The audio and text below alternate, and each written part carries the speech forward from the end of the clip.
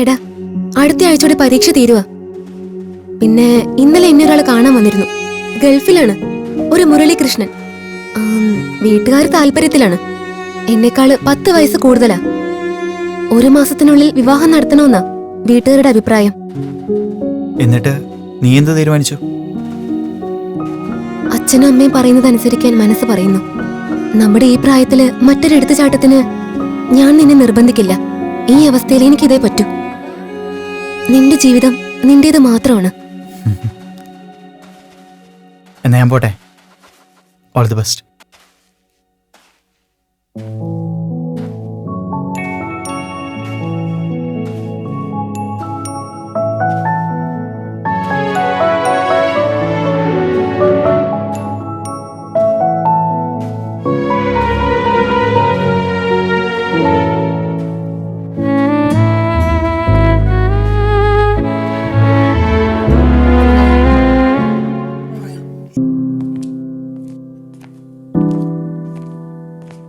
അങ്ങനെ 2 ആഴ്ചയ്ക്കുള്ളിൽ മുരളിച്ചേട്ടനുമായുള്ള കല്യാണം നടന്നു.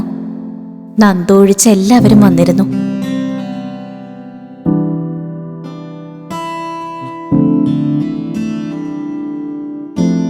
ചെറുപ്പത്തിൽ ഗൾഫിൽ പോയതുകൊണ്ട് ഇപ്പോഴത്തെ പുതിയ ശീലങ്ങളൊന്നും എനിക്ക് വശമില്ല. പഴയ സിനിമകളിലൊക്കെ പറയുന്ന പോലെ പ്രാരാബ്ദങ്ങൾക്കിടയിൽ ഇതിനെവിടെയാ സമയം? പിന്നെ നിന്നെ വിഷമിപ്പിക്കുന്ന ഒന്നും എന്റെ ഭാഗത്തുനിന്നുണ്ടാവില്ല, അത് തീർച്ച. എല്ലാം പറഞ്ഞു നാത്തൂമാര്. ഞാൻ PSC എക്സാം 2 എഴുതിയിട്ടുണ്ട്. ജോലി കിട്ടിയാ പോണം. അതിനെന്താ, എന്റെ അഭിപ്രായം അത് തന്നെ. തുടർന്ന് പഠിക്കാൻ താല്പര്യമുണ്ടെങ്കിൽ അതിനും പോവാം. പോവാം.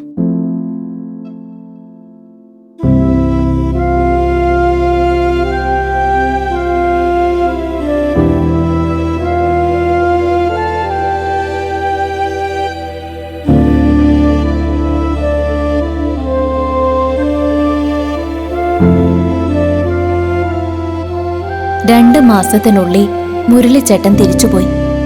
കൂട്ടുകുടുംബത്തിലെ എല്ലാ കീഴ്വഴക്കങ്ങളും പാലിക്കാൻ ഞാൻ നിർബന്ധിതയായി. PSCക്ക് അപേക്ഷ അയക്കലും ഇന്റർവ്യൂവിന് പോകലും ഒക്കെയായി നടന്ന നാടുകൾ. അതിനിടയില് ശ്രീലക്ഷ്മി പിറന്നു. അവളുടെ 1ാം പിറന്നാൾ കഴിയുന്നതിന് മുൻപേ വില്ലേജ് എക്സ്റ്റൻഷൻ ഓഫീസറായി സർവീസിൽ കയറി. മറ്റു കൂട്ടുകാർക്ക് ഗവൺമെന്റ് ജോലി കിട്ടിയെന്നറിഞ്ഞെങ്കിലും എവിടെയാണെന്ന് തിരക്കാൻ എന്തോ തോന്നിയില്ല. ആരോടും അധികം ബന്ധപ്പെടാതെ വായനയും ജോലിയും കുടുംബവും ഒക്കെയായി നടന്ന കുറെ നാളുകൾ. പിന്നെ കൊടകര ഓഫീസിൽ ജോയിന്റ് BDO ആയി പ്രമോഷൻ ട്രാൻസ്ഫർ. അവിടുത്തെ ഓർമ്മകൾ എന്റെ ജീവിതത്തിൽ പലതും തിരിച്ചു തന്ന നിമിഷങ്ങളാണ്. അഴിച്ചുവിട്ട പട്ടം പോലെ പറന്നു നടന്നു.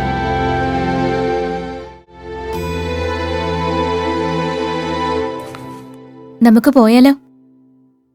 ഇത് നാളെ രാവിലെ തരേണ്ട ഫയലാ. നീ അതവിടെ വെക്കേ.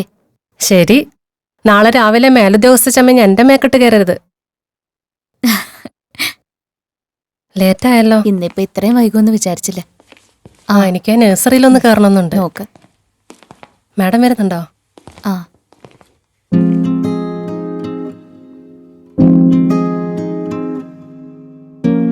അത് കണ്ടില്ലേ? ഇത് നോക്കി. അത് തന്നെ. വേഗം വാ. നോക്കിയേ. ആ ചെറിയ അത് കണ്ടോ? അതും നല്ല രസമുണ്ട്. ഇത് നമ്മളന്ന് കണ്ട ആ ചെടിയല്ലേ? അതെ അതെ.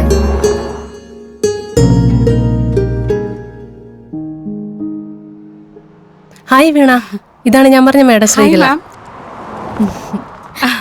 ചെടി വളർത്തലിനൊപ്പം മേഡത്തിന് കവിത എഴുത്തിന്റെ ചില അസ്കിതകളൊക്കെ ഉണ്ട്. ഇതൊന്നും ഇല്ലാത്ത ഞാൻ എല്ലാറ്റിനും കൂട്ടുവരണം. എന്റെ വിധി, അല്ലാതെ എന്ത് പറയാനാ. ഈ ഓവർ ടൈം ജോലിക്ക് ആകെ എനിക്ക് കിട്ടുന്നൊരു കോഫിയാ. പോടുന്നു. പുതിയ സ്ഥലത്തേക്ക് ട്രാൻസ്ഫർ കിട്ടുമ്പോഴൊക്കെ ഞാൻ എപ്പോഴും വീട് അന്വേഷിക്കുന്നതിന് മുന്നേ ഞാൻ ആദ്യം നോക്കുന്നത് നഴ്സറികളാ. അങ്ങനെ നോക്കണമെങ്കിൽ രേഷ്മയെ പോലുള്ളവരുടെ സഹായം എനിക്ക് ആവശ്യമായി വരും. അതുകൊണ്ടാ ഈ ഐറ്റംസ് എല്ലാം ഈ ആഴ്ച വന്നതാണ്. നോക്കിക്കോളൂ മാഡം. നോക്കൂ. നോക്കാം നോക്കാം. ശരി.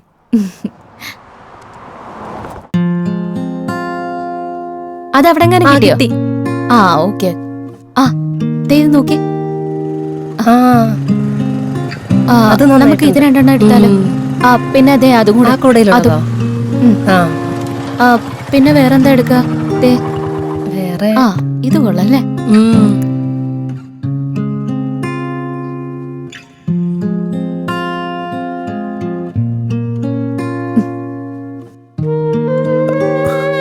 ശ്രീകല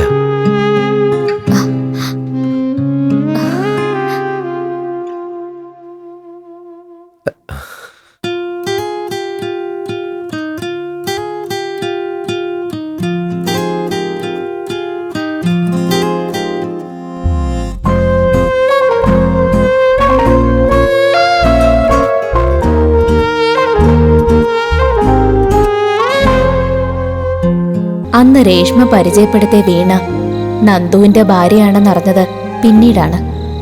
നന്ദുവുമായുള്ള കണ്ടുമുട്ടലുകൾക്ക് ശേഷം പിന്നീട് അവനെ വിളിച്ചാൽ കിട്ടാതെയായി. വല്ലപ്പോഴും കളക്ട്രേറ്റ് വെച്ച് കാണും, അത്ര തന്നെ. മുരളിച്ചേട്ടൻ ഗൾഫ് ജീവിതം മതിയാക്കി നാട്ടിൽ ഒരു ചെറിയ സൂപ്പർ മാർക്കറ്റ് തുടങ്ങി. വീണ്ടും ജീവിതം ഒരു സീരിയലിലെ അടുത്ത എപ്പിസോഡ് പോലെ മുന്നോട്ടു പോയി.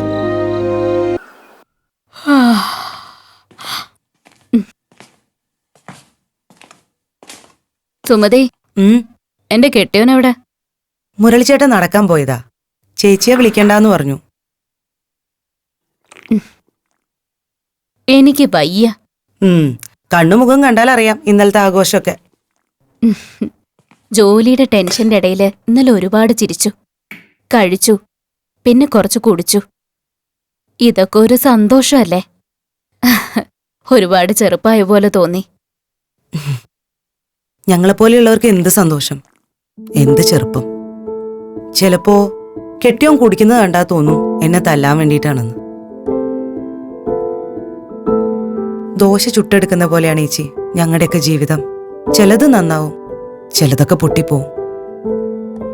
ഇപ്പൊ എന്റെ മോനും ഉണ്ട് കൂടെ. അവനും ഇനി കുറെ കഴിയുമ്പോ